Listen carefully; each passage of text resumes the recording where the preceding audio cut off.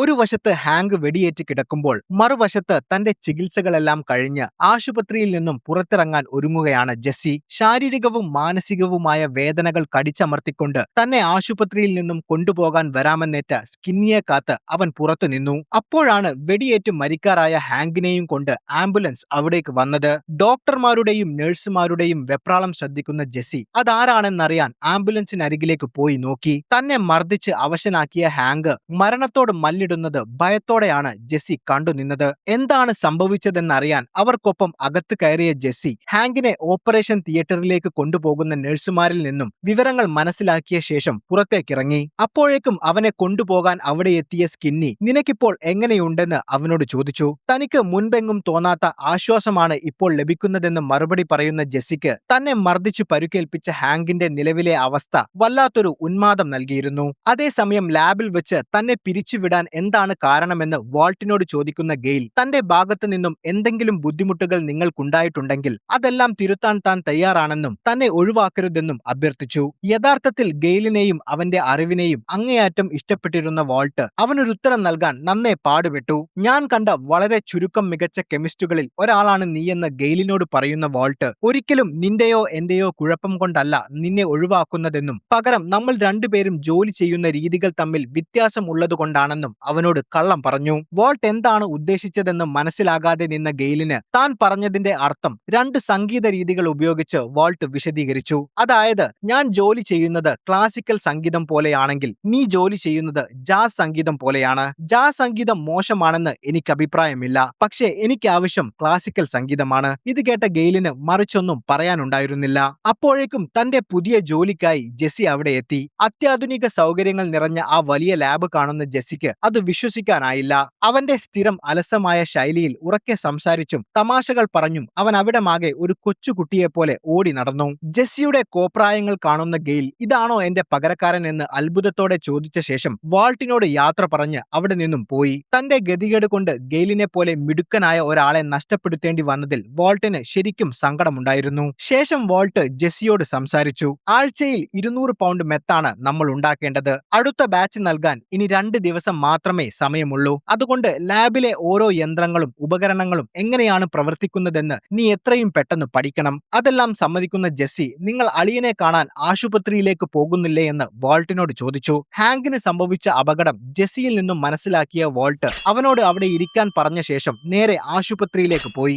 ആശുപത്രിയിലെത്തിയ Walt മേരിയെ ആശ്വസിപ്പിച്ചു. സ്കൈലറും മകനും അവളോടൊപ്പം അവിടെ ഉണ്ടായിരുന്നു. തുടർന്ന് ജോർജിനോടും ഗോമസിനോടും സംസാരിക്കുന്ന വാൾട്ട് എന്താണ് സംഭവിച്ചതെന്ന് അവരോട് ചോദിച്ചു. മെക്സിക്കൻ മയക്കുമരുന്ന് മാഫിയ സംഘത്തിൽപ്പെട്ട 2 പേർ ഹാങ്കിനെ ആക്രമിച്ചതാണെന്നും ഒരു പക്ഷേ ഹാങ്ക് നിലവിൽ അന്വേഷിക്കുന്ന കേസുമായി അവർക്ക് ബന്ധമുണ്ടായിരിക്കാമെന്നും പറയുന്ന ജോർജ് ആക്രമിച്ചവരിൽ ഒരാളെ ഹാങ്ക് കൊല്ലുകയും രണ്ടാമന്റെ കാൽ വണ്ടിയിടിച്ച് തകർക്കുകയും ചെയ്തിട്ടുണ്ടെന്നും പറഞ്ഞു. ഗുരുതരാവസ്ഥയിലായ രണ്ടാമൻ ഇതേ ആശുപത്രിയിൽ ചികിത്സയിലുണ്ടെന്നും അവർ വാൾട്ടിനെ അറിയിച്ചു. മാത്രമല്ല ജെസ്സിയെ മർദ്ദിച്ചതിന്റെ പേരിൽ നടന്ന അന്വേഷണത്തിന്റെ ഭാഗമായി സസ്പെൻഷൻ ലഭിച്ച ഹാങ്കിന്റെ തോക്ക് ഡിപ്പാർട്ട്മെന്റ് തിരികെ വാങ്ങിയതുകൊണ്ടാണ് ഹാങ്കിന് സ്വയം പ്രതിരോധിക്കാൻ കഴിയാതെ പോയതെന്നും ഗോമസ് വാൾട്ടിനോട് പറഞ്ഞത് കേൾക്കുന്ന മേരിക്ക് ദേഷ്യം അടക്കാനായില്ല.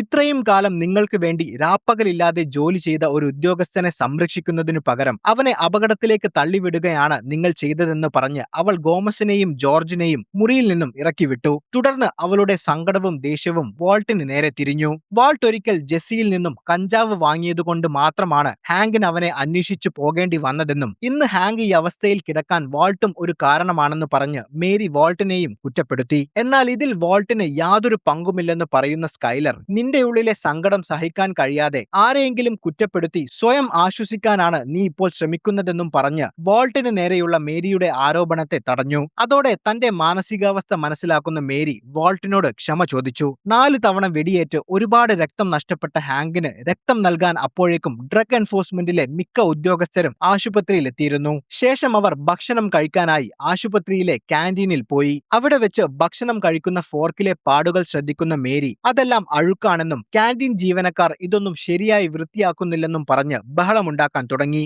അത് വെറും വെള്ളത്തിന്റെ പാടുകളാണെന്നും നമ്മുടെ വീട്ടിലെ പാത്രങ്ങളുടെ അവസ്ഥ ഇതിലും മോശമാണെന്നും വാൾട്ടിന്റെ മകൻ പറഞ്ഞെങ്കിലും അവൾ അതൊന്നും കേൾക്കാൻ തയ്യാറായില്ല. നമ്മുടെ വീട് പോലെയല്ല ആശുപത്രി എന്ന് പറയുന്ന മേരി ഇതേ ക്യാന്റീനിലെ ഭക്ഷണം കഴിക്കുന്ന രോഗികൾ ഇത്രയും അഴുക്കുള്ള പാത്രങ്ങളിൽ ഭക്ഷണം കഴിച്ചാൽ മരണത്തിൽ നിന്നും അവർ എങ്ങനെ രക്ഷപ്പെടും രക്ഷപ്പെടുമെന്ന് ചോദിച്ച് വീണ്ടും അവരോട് തർക്കിച്ചു. ഹാങ്കിന്റെ ആരോഗ്യനിലയെക്കുറിച്ചുള്ള ഭയം അവളുടെ മനസ്സിന്റെ താളം തെറ്റിച്ചിരുന്നു. ഇത് മനസ്സിലാക്കുന്ന വാൾട്ട് അവളെ ആശ്വസിപ്പിക്കാനായി ഒരു കാര്യം പറഞ്ഞു. ഇതേ ആശുപത്രിയിൽ നിന്നാണ് തന്റെ സർജറി കഴിഞ്ഞത്. ഇതേ കാന്റീനിലെ ഭക്ഷണമാണ് ഞാൻ അന്ന് കഴിച്ചത്. എന്നിട്ടും ഞാൻ മരിക്കാതെ രക്ഷപ്പെട്ടില്ലേ എന്ന് വാൾട്ട് അവളോട് ചോദിച്ചു. മാത്രമല്ല, സർജറിക്ക് മുൻപായി അവർ തനിക്ക് അനസ്തേഷ്യ നൽകിയപ്പോൾ ഇനി ഒരിക്കലും എഴുന്നേൽക്കില്ലെന്നും തന്റെ കുടുംബത്തെ ഇനി ഒരിക്കലും കാണാൻ സാധിക്കില്ലെന്നും ഭയന്ന ഞാൻ അതെല്ലാം അതിജീവിച്ചെങ്കിൽ തന്നേക്കാൾ 10 മടങ്ങ് ശക്തനായ ഹാങ്ക് ഈ അവസ്ഥ വളരെ എളുപ്പത്തിൽ തരണം ചെയ്യുമെന്ന് വാൾട്ട് അവൾക്ക് ആത്മവിശ്വാസം പകർന്നു. അതേസമയം ഗസ്സിനെ വിളിക്കുന്ന മെക്സിക്കൻ മാഫിയ തലവനായ ബോൾസ, നിന്റെ അതിർത്തിയിൽ വെച്ച് എന്റെ ആളുകളെ ഒരു പോലീസ് ഉദ്യോഗസ്ഥൻ ആക്രമിച്ചതും ഒരാൾ കൊല്ലപ്പെട്ടതും നിന്റെ അറിവോടെയാണോ എന്ന് ഗസ്സിനോട് ചോദിച്ചു. എന്നാൽ തനിക്ക് ലഭിച്ച വിവരങ്ങൾ അനുസരിച്ച് അവർ പോലീസുകാരനെ ആക്രമിച്ചതിന്റെ പേരിലാണ് അത് സംഭവിച്ചതെന്ന് ഗസ് മറുപടി പറഞ്ഞു. തന്റെ അനുവാദമില്ലാതെ അവർ ഒരിക്കലും അത് ചെയ്യില്ലെന്ന് പറയുന്ന ബോൾസ, മറ്റാരോ അവർക്ക് അതിന് അനുവാദം നൽകിയിട്ടുണ്ടെന്നും അതാരാണെന്ന് തനിക്കറിയണമെന്നും പറഞ്ഞു. ഇത് കേട്ട ഗസ്, ഞാനാണ് ഇതിന് പിന്നിലെന്നാണോ നിങ്ങൾ പറഞ്ഞു വരുന്നതെന്ന് ബോൾസയോട് ചോദിച്ചു. തൽക്കാലം എനിക്ക് അങ്ങനെയൊരു സംശയമില്ലെന്നായിരുന്നു ബോൾസയുടെ മറുപടി. ശേഷം ബിസിനസ്സിലേക്ക് കടക്കുന്ന ഗസ് ഈ ഒരു അവസ്ഥയിൽ മെക്സിക്കോയിൽ നിന്നും തനിക്ക് വരേണ്ട മെത്തിന്റെ ലോഡ് വൈകുമോ എന്ന് ബോൾസയോട് ചോദിച്ചു. അതിർത്തിയിൽ പോലീസ് ചെക്കിംഗ് നിലവിൽ ശക്തമാണെന്നും ചിലപ്പോൾ ഒരാഴ്ചയോ ഒരു മാസമോ സമയമെടുക്കാൻ സാധ്യതയുണ്ടെന്നും ലിയോണൽ പിടിക്കപ്പെട്ട സാഹചര്യത്തിൽ തൽക്കാലം ഒതുങ്ങി നിൽക്കാനാണ് അവരുടെ തീരുമാനമെന്നും ഗസിനെ അറിയിച്ചു. ഈ സമയം കൊണ്ട് രാജ്യത്തെ ഏറ്റവും മികച്ച വക്കീലിനെ ഉപയോഗിച്ച് ലിയോണലിനെ പുറത്തിറക്കി ആരാണ് അവർക്ക് ഹാങ്കിനെ ആക്രമിക്കാനുള്ള അനുവാദം നൽകിയതെന്ന് ഞങ്ങൾ കണ്ടെത്തുകയും ചെയ്യുമെന്ന് ബോൾസ ഗസിനോട് പറഞ്ഞു. അത് സമ്മതിക്കുന്ന ഗസ് തന്നെക്കൊണ്ട് എന്തെങ്കിലും ആവശ്യമുണ്ടെങ്കിൽ അറിയിക്കാൻ പറഞ്ഞ ശേഷം ഫോൺ കട്ട് ചെയ്തു. അതേസമയം ആശുപത്രിയിൽ ഹാങ്കിന്റെ സർജറി കഴിഞ്ഞ ഡോക്ടർ കുടുംബത്തോട് സംസാരിച്ചു. വെടിയുണ്ടകൾ നട്ടെല്ലിന് വളരെ അടുത്തായതുകൊണ്ട് ചില ബുദ്ധിമുട്ടുകൾ നേരിട്ടുവെന്നും ഇപ്പോഴത്തെ അവസ്ഥയിൽ കൂടുതലൊന്നും പറയാൻ കഴിയില്ലെന്നും പറഞ്ഞു. എന്നാൽ തീർച്ചയായും അവന് നല്ല ഭേദമുണ്ടെന്നും കുറച്ച് സമയമെടുത്താലും എല്ലാം ശരിയാകുമെന്നും ഡോക്ടർ അവർക്ക് ഉറപ്പു നൽകി. ആ വാർത്ത അവർക്ക് വലിയൊരു ആശ്വാസമായി. കുറച്ച് മണിക്കൂറുകൾ കൂടി കഴിഞ്ഞാൽ അവനെ നേരിൽ കാണാമെന്നും പറഞ്ഞ ശേഷം ഡോക്ടർ തിരികെ പോയി. കുറച്ചുനേരം വീട്ടിൽ പോയി വിശ്രമിക്കാൻ സ്കൈലർ മേരിയോട് പറഞ്ഞെങ്കിലും ഹാങ്കിനെ കാണുന്നതുവരെ താൻ എങ്ങോട്ടും പോവില്ലെന്ന് പറയുന്ന മേരി അതിന് തയ്യാറായില്ല. അതോടെ താൻ വീട്ടിൽ പോയി എല്ലാവർക്കും ആവശ്യമുള്ളതെല്ലാം എടുത്തുകൊണ്ടുവരാമെന്ന് പറഞ്ഞ് വാൾട്ട് പുറത്തേക്കിറങ്ങി. താഴെ എത്തിയ വാൾട്ട് ഗോമസിനെ കണ്ടു. ഗോമസ് വാൾട്ടിനെ ഹാങ്കിന്റെ അളിയനാണെന്ന് പറഞ്ഞ് മറ്റുദ്യോഗസ്ഥർക്കെല്ലാം പരിചയപ്പെടുത്തി. നഗരത്തിലെ പ്രധാനപ്പെട്ട പോലീസ് ഉദ്യോഗസ്ഥരെല്ലാം അവിടെ ഉണ്ടായിരുന്നു. ശേഷം വാൾട്ടിനോട് സംസാരിക്കുന്ന ഗോമസ്, നമ്മുടെ ഹാങ്കിനെ കൊല്ലാൻ ശ്രമിച്ച ആ 2 പേരിൽ രക്ഷപ്പെട്ടവൻ മേലെ കിടപ്പുണ്ട്. ഹാങ്ക് അവന് കൊടുത്ത പണി എന്താണെന്ന് നിങ്ങൾക്ക് കാണണ്ടേ എന്ന് വാൾട്ടിനോട് ചോദിച്ചു. തുടർന്ന് ഗോമസിനും മറ്റു ഉദ്യോഗസ്ഥർക്കുമൊപ്പം ലിയോണൽ കിടക്കുന്ന മുറിയുടെ പുറത്തെത്തിയ വാൾട്ട് ജനൽ വഴി അവനെ കണ്ടു. തകർന്നുപോയ അവന്റെ 2 കാലുകളും മുറിച്ചു മാറ്റിയ അവസ്ഥയിലായിരുന്നു. എന്നാൽ ജനൽ വഴി തന്നെ നോക്കുന്ന വാൾട്ടിനെ കാണുന്ന അവന്റെ ഭാവം മാറി. താൻ കൊല്ലാൻ വന്ന ഹൈസൻബർഗ് തന്റെ കൺമുന്നിൽ നിൽക്കുന്നത് കാണുന്ന ലിയോണൽ തന്റെ മേൽ ഘടിപ്പിച്ച വയറുകളെല്ലാം പൊട്ടിച്ചെറിഞ്ഞ് ബെഡിൽ നിന്നും താഴേക്ക് ചാടി. മുറിച്ചു മാറ്റിയ കാലിന്റെ വേദന പോലും മറന്ന് ചോരയൊലിക്കുന്ന കാലുമായി അവൻ വാൾട്ടിന് നേരെ നിരങ്ങി നീങ്ങി. അത് കണ്ട് വാൾട്ട് ഭയന്നെങ്കിലും അപ്പോഴേക്കും ഡോക്ടർമാരെത്തി അവനെ പിടിച്ച് വീണ്ടും ബെഡിൽ കിടത്തി. അതേസമയം ലാബിൽ എന്ത് ചെയ്യണമെന്നറിയാതെ തന്റെ സ്യൂട്ടെല്ലാം ധരിച്ച് അവിടെയുള്ള ഓരോ ഉപകരണങ്ങൾ കൊണ്ട് കളിക്കുകയാണ് ജെസ്സി. അപ്പോഴേക്കും അവിടെ എത്തിയ ഗസിന്റെ കൂട്ടാളി വിക്ടർ, നീ മെത്തുണ്ടാക്കാതെ ഇവിടെ എന്ത് ചെയ്യുകയാണെന്ന് അവനോട് ചോദിച്ചു. വാൾട്ട് എന്തോ ആവശ്യത്തിന് പുറത്തു പോയതാണെന്നും അയാൾ വന്നാലുടൻ പണികൾ തുടങ്ങുമെന്നും പറഞ്ഞ് അവനെ തിരിച്ചയക്കുന്ന ജെസ്സി ഉടൻ തന്നെ വാൾട്ടിനെ ഫോണിൽ വിളിച്ചു. അപ്പോഴേക്കും വീട്ടിലേക്ക് പോകാൻ ആശുപത്രിയിൽ നിന്നും ഇറങ്ങിയ വാൾട്ട് എന്താണ് പ്രശ്നമെന്ന് അവനോട് ചോദിച്ചു.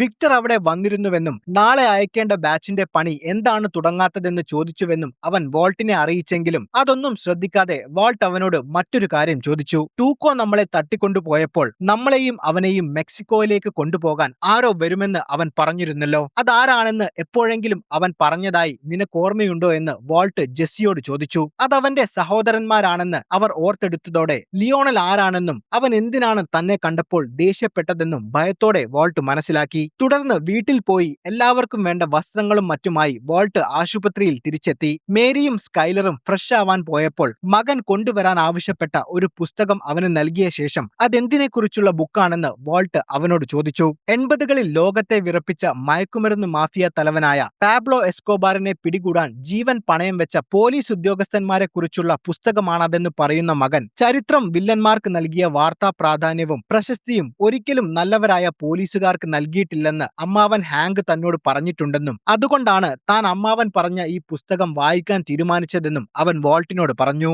അപ്പോഴേക്കും വാൾട്ടിന് ഗസിന്റെ ഫോൺ കോൾ വന്നു. ഫോണുമായി പുറത്തേക്കിറങ്ങിയ വാൾട്ടിനോട് അടുത്ത ബാച്ചിന്റെ പണികൾ എവിടം വരെ ആയെന്ന് ഗസ് ചോദിച്ചു. പണികൾ നടക്കുന്നുണ്ടെന്ന് വാൾട്ട് കള്ളം പറഞ്ഞപ്പോൾ എങ്കിൽ നാളെ തന്നെ ലോഡ് അയക്കാനുള്ള ഏർപ്പാടുകൾ താൻ ചെയ്തോട്ടെ എന്ന് ഗസ് ചോദിച്ചു. അതോടെ തന്ത്രപരമായി അടവ് മാറ്റുന്ന വാൾട്ട് കഴിഞ്ഞ ദിവസം ലാബിൽ വെച്ച് ഗെയിലിന് സംഭവിച്ച ചില തെറ്റുകൾ കാരണം ഈ ആഴ്ചത്തെ ലോഡ് നമുക്ക് അയക്കാനാവില്ലെന്നും എന്നാൽ അടുത്ത ആഴ്ച നഷ്ടപ്പെട്ട ഈ ആഴ്ചത്തെ 200 പൗണ്ട് അടക്കം 400 പൗണ്ട് ഞാൻ നിങ്ങൾക്ക് ഉറപ്പു നൽകുന്നുവെന്നും ഗസ്സിനോട് പറഞ്ഞു. അത് സമ്മതിക്കുന്ന ഗസ് ഫോൺ കട്ട് ചെയ്തു. തിരികെ ആശുപത്രിയിലെത്തിയ വാൾട്ടിനെ കാണുന്ന ഗോമസ് മേരിയുടെയും കുടുംബത്തിന്റെയും അവസ്ഥ അന്വേഷിച്ചു. എല്ലാവരും സുഖമായിരിക്കുന്നു എന്ന് പറയുന്ന വാൾട്ട് ലിയോണലിനെ കുറിച്ചോ അവന്റെ പിന്നിലുള്ള ആളുകളെ കുറിച്ചോ എന്തെങ്കിലും വിവരം ലഭിച്ചോ എന്ന് ഗോമസിനോട് അന്വേഷിച്ചു. അവർ ആരായാലും ഹാങ്കിന്റെ മേൽ ഒരു പൊടി പോലും വീഴാൻ ഞങ്ങൾ ഇനി സമ്മതിക്കില്ലെന്ന് ഗോമസ് വാൾട്ടിന് ഉറപ്പു നൽകി. പെട്ടെന്ന് ഗോമസിന് താഴെ നിന്നും ഒരു കോൾ വന്നു. പോലീസുകാർക്കുള്ള ഭക്ഷണം വന്നിട്ടുണ്ട്. ലോസ് പോളോസിന്റെ ഉടമസ്ഥനും ഡ്രഗ് എൻഫോഴ്സ്മെന്റിന് സാമ്പത്തികമായി സഹായങ്ങളും നൽകുന്ന ഗസ് ഫ്രിങ്ങിന്റെ വകയാണ് ഭക്ഷണമെന്നും അയാൾ നേരിട്ട് ഹാങ്കിന്റെ വിവരങ്ങൾ അറിയാൻ വരുന്നുണ്ടെന്നും വാൾട്ടിനോട് പറയുന്ന ഗോമസ് തന്നോടൊപ്പം അദ്ദേഹത്തെ കാണാനും ഭക്ഷണം കഴിക്കാനും വരാൻ ആവശ്യപ്പെട്ടു. അത് കേട്ട് ഞെട്ടിയ വാൾട്ട് താൻ എങ്ങനെ ഗസിനെ ഫേസ് ചെയ്യുമെന്നും തന്റെ അളിയൻ ഒരു ഡ്രഗ് എൻഫോഴ്സ്മെന്റ് ഉദ്യോഗസ്ഥനാണെന്നുള്ളത് അയാൾ എങ്ങനെ എടുക്കുമെന്നും ആലോചിച്ച് പരിഭ്രാന്തനായി. വാൾട്ട് താഴെ എത്തിയപ്പോഴേക്കും ഗസ് കുടുംബത്തോട് സംസാരിക്കുകയായിരുന്നു. ഈ കേസിനെ കുറിച്ച് എന്തെങ്കിലും വിവരം നൽകുന്നവർക്ക് $10,000 പാരിതോഷികം നൽകുമെന്ന് ഗസ് അവരെ അറിയിച്ചു. തുടർന്ന് മേരിയെ ആശ്വസിപ്പിക്കുന്ന ഗസ് കുറച്ച് മാസങ്ങൾക്ക് മുൻപ് ചാരിറ്റിയുടെ ഭാഗമായി ഡ്രഗ് എൻഫോഴ്സ്മെന്റ് നടത്തിയ പരിപാടിയിൽ വെച്ച് ഹാങ്കിനെ നേരിട്ട് പരിചയപ്പെട്ടിട്ടുണ്ടെന്നും നിങ്ങളുടെ ഭർത്താവിനെ പോലെ ധീരന്മാരായ പോലീസ് ഉദ്യോഗസ്ഥരാണ് ഈ നാടിന്റെ അഭിമാനമെന്നും പറഞ്ഞു. മാത്രമല്ല അന്ന് സംസാരിച്ച കൂട്ടത്തിൽ അളിയനായ വാൾട്ടിനെ കുറിച്ചും അദ്ദേഹത്തിന്റെ ക്യാൻസറിനെ കുറിച്ചും ഹാങ്ക് സംസാരിച്ചിരുന്നു എന്ന് പറയുന്ന ഗസ് നിങ്ങൾക്കിപ്പോൾ എങ്ങനെയുണ്ടെന്ന് വാൾട്ടിനോട് ചോദിച്ചു. ഗസിന്റെ അഭിനയം കണ്ട് അമ്പരന്ന് നിൽക്കുന്ന വാൾട്ട് ഏതോ സ്വപ്നത്തിൽ നിന്നും ഉണർന്ന പോലെ തനിക്കിപ്പോൾ നല്ല ആശ്വാസമുണ്ടെന്ന് മറുപടി പറഞ്ഞു. തുടർന്ന് എല്ലാവരോടും യാത്ര ചോദിക്കുന്ന ഗസ് പുറത്തേക്ക് പോയി. താൻ നേരത്തെ ഗസിനോട് ഫോണിൽ പറഞ്ഞ കള്ളങ്ങളടക്കം എല്ലാം പൊളിഞ്ഞുവെന്ന് മനസ്സിലാക്കിയ വാൾട്ട് താൻ അയാളോട് നന്ദി പറയാൻ മറന്നുവെന്ന് പറഞ്ഞ് ഗസിന്റെ പിന്നാലെ പോയി. തങ്ങളെ ആരും ശ്രദ്ധിക്കുന്നില്ലെന്ന് ഉറപ്പുവരുത്തിയ ശേഷം തന്റെ അളിയനൊരു ഡ്രഗ് എൻഫോഴ്സ്മെന്റ് ഉദ്യോഗസ്ഥനാണെന്നുള്ളത് നിങ്ങൾക്ക് നേരത്തെ അറിയാമായിരുന്നു അല്ലേ എന്ന് വാൾട്ട് ഗസിനോട് ചോദിച്ചു. എന്റെ ഒപ്പം ബിസിനസ് ചെയ്യുന്ന എല്ലാവരെ കുറിച്ചും ഞാൻ അന്വേഷിക്കാറുണ്ട് എന്നായിരുന്നു ഗസിന്റെ മറുപടി. അതിന്റെ പേരിൽ ഹാങ്കിനെ ഗസ് എന്തെങ്കിലും ചെയ്യുമെന്ന് ഭയന്ന വാൾട്ട് നിങ്ങളിപ്പോൾ ഇവിടെ വന്നത് തനിക്കുള്ള എന്തെങ്കിലും മുന്നറിയിപ്പാണോ എന്ന് വാൾട്ട് ചോദിച്ചപ്പോൾ നിങ്ങളെപ്പോലെ തന്നെ ഞാനും എല്ലാവർക്കും മുന്നിൽ സമൂഹത്തെ സഹായിക്കുന്ന പോലെ അഭിനയിക്കുകയാണെന്നായിരുന്നു ഗസിന്റെ മറുപടി. ഹാങ്കിന് നേരെയുണ്ടായ ഈ ആക്രമണത്തിന് പിന്നിൽ ആരാണെന്ന് തനിക്ക് മനസ്സിലാകുന്നില്ലെന്നും നിങ്ങൾക്ക് ഇതിനെക്കുറിച്ച് എന്തെങ്കിലും അറിയാമെങ്കിൽ തന്നോട് പറയണമെന്നും കുടുംബത്തെ ഓർത്ത് തനിക്ക് ഭയമുണ്ടെന്നും വാൾട്ട് ഗസിനോട് പറഞ്ഞു. നിങ്ങളുടെ കുടുംബത്തിന് ഒന്നും സംഭവിക്കില്ലെന്ന് വാൾട്ടിന് ഉറപ്പു കൊടുക്കുന്ന ഗസ് രക്ഷപ്പെട്ട ലിയോണൽ ഗുരുതരാവസ്ഥയിലാണെന്നും അവൻ മരിക്കാനാണ് സാധ്യതയെന്നും പറഞ്ഞ് അവിടെ നിന്നും പോയി. ഗസ് പോയ ശേഷം പോലീസുകാർ എല്ലാവരും ധൃതിയിൽ മുകളിലേക്ക് പോകുന്നത് ശ്രദ്ധിച്ച വാൾട്ട് അവരുടെ പിന്നാലെ പോയി നോക്കുമ്പോൾ കാണുന്നത് ലിയോണലിന്റെ ജീവൻ രക്ഷിക്കാൻ ശ്രമിക്കുന്ന ഡോക്ടർമാരെയാണ്. CPR ഉൾപ്പെടെയുള്ള ചികിത്സകൾ അവർ പരീക്ഷിച്ചെങ്കിലും ഉള്ളിൽ വിഷം ചെന്ന് ലിയോണൽ അപ്പോഴേക്കും മരിച്ചിരുന്നു. ആരും അറിയാതെ അവനു നൽകുന്ന മരുന്നിൽ വിഷം കലർത്തിയ മൈക്ക് അവരുടെ മുന്നിലൂടെ ഒന്നും അറിയാത്ത പോലെ നടന്നുപോയി. പോലീസുകാരെ തന്ത്രപരമായി അവിടെ നിന്നും മാറ്റി ലിയോണലിനെ കൊല്ലാനും താൻ എത്രത്തോളം സൂക്ഷ്മതയോടെ ബിസിനസ് ചെയ്യുന്ന ആളാണെന്ന് വാൾട്ടിനെ മനസ്സിലാക്കാനും ഗസ് കളിച്ച നാടകമായിരുന്നു ഭക്ഷണവുമായി അവിടെ വന്നതും പോലീസിന് സഹായം വാഗ്ദാനം ചെയ്തതുമെല്ലാം. അന്ന് രാത്രി ഗസ്സിന് വീണ്ടും ബോൾസയുടെ കോൾ വന്നു. ലിയോണൽ മരിച്ച വിവരം നിങ്ങൾ അറിഞ്ഞു കാണുമല്ലോ എന്ന് ബോൾസ ചോദിച്ചു. താൻ അറിഞ്ഞുവെന്നും അത് വളരെ നിർഭാഗ്യകരമായി പോയെന്നും മറുപടി പറയുന്ന ഗസ്സിനോട് തന്റെ വീട് മെക്സിക്കൻ പോലീസ് വളഞ്ഞിരിക്കുകയാണെന്നും ഇതിനൊക്കെ പിന്നിൽ നീയാണോ എന്ന് എനിക്ക് സംശയമുണ്ടെന്നും ബോൾസ പറഞ്ഞു. നിങ്ങളെ പോലീസിൽ പിടിപ്പിക്കുന്നതുകൊണ്ട് എനിക്കെന്താണ് ഗുണമെന്ന് ഗസ് ബോൾസയോട് ചോദിച്ചു. ഒരു പക്ഷേ എന്നെ ഒഴിവാക്കി നിനക്ക് സ്വന്തമായി ഒരു ബിസിനസ് സാമ്രാജ്യം തുടങ്ങാനായിരിക്കുമെന്നും ഞങ്ങളെ ചതിച്ച് നിനക്കത് തുടങ്ങാൻ കഴിയുമെന്ന് നിനക്ക് തോന്നുന്നെങ്കിൽ അത് മണ്ടത്തരമാണെന്നും ബോൾസ മറുപടി പറഞ്ഞു. നിങ്ങൾ എന്തോ തെറ്റിദ്ധാരണയുടെ പുറത്താണ് സംസാരിക്കുന്നതെന്നും ഒന്ന് സമാധാനപ്പെട്ട ശേഷം നമുക്ക് സംസാരിക്കാമെന്നും ഗസ് പറഞ്ഞപ്പോൾ ബോൾസ ഗസ്സിനോട് ചില കാര്യങ്ങൾ പറഞ്ഞു. ഞാൻ പിടിക്കപ്പെട്ടു എന്ന് നീ കരുതുന്നുണ്ടെങ്കിൽ നിനക്ക് തെറ്റി. കാരണം ഇവിടെ നടക്കുന്നത് ഒരു നാടകമാണ്. ഒരു അമേരിക്കൻ ഏജന്റിനെ എന്റെ സംഘത്തിൽപ്പെട്ട 2 പേർ ആക്രമിച്ച കാരണം അമേരിക്കൻ ഗവൺമെന്റ് തന്റെ സംഘത്തിനെതിരെ നടപടിയെടുക്കാൻ മെക്സിക്കൻ ഗവൺമെന്റിന് മേൽ ചെലുത്തിയ സമ്മർദ്ദം കാരണം തന്റെ സംഘത്തിനെതിരെ ശക്തമായ നടപടികൾ എടുക്കുന്നുണ്ടെന്ന് അമേരിക്കയെ കാണിക്കാൻ വേണ്ടി മാത്രമാണ് അവർ തന്റെ വീട്ടിലേക്ക് പോലീസിനെ അയച്ചത്. എന്നാൽ എല്ലാ തവണയും പോലെ ഇത്തവണയും തന്റെ സ്വാധീനം ഉപയോഗിച്ച് ഞാൻ എളുപ്പത്തിൽ പുറത്തിറങ്ങുമെന്നും ഇതിൽ നിന്റെ ഇതിലെ പങ്കെന്താണെന്ന് അന്വേഷിച്ച ശേഷം നമുക്ക് നേരിൽ കാണാമെന്നും പറഞ്ഞു. അപ്പോഴേക്കും ബോൾസയുടെ വീടിന്റെ വാതിൽ തകർത്തകത്ത് കയറിയ പോലീസ് അവനെ അറസ്റ്റ് ചെയ്യുന്നതിനു പകരം വെടിവെച്ച് കൊല്ലുകയാണ് ചെയ്തത്.